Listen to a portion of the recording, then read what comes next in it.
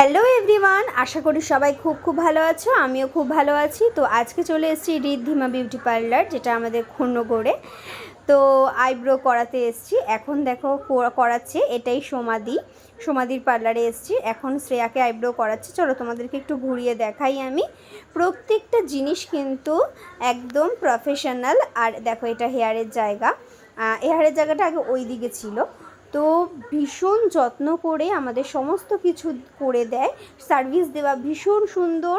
আর প্রত্যেকটা জিনিস রিজনেবল প্রাইসে আমাদের করে দেয়। তা বলে যে সেই জিনিসটা বাজে সেটাও কিন্তু নয়। প্রত্যেকটা জিনিস খুব সুন্দরভাবে হাতে ধরে যত্ন করে দেয়। আর তুমি যদি এক্সট্রা কিছু দিদি থেকে জানতে চাও সেটাও কিন্তু বলে দেয়।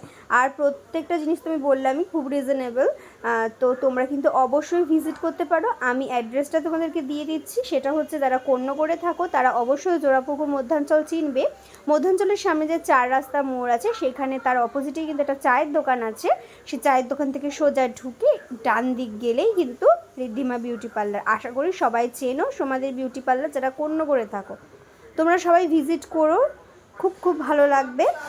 আর বাইরে তো খুব আমি একবার গেছিলাম, আমি এই দিদির কাছেই করাই। রাত 10টা হলেও ফোন করি আমি, দিদি আসবো কি না।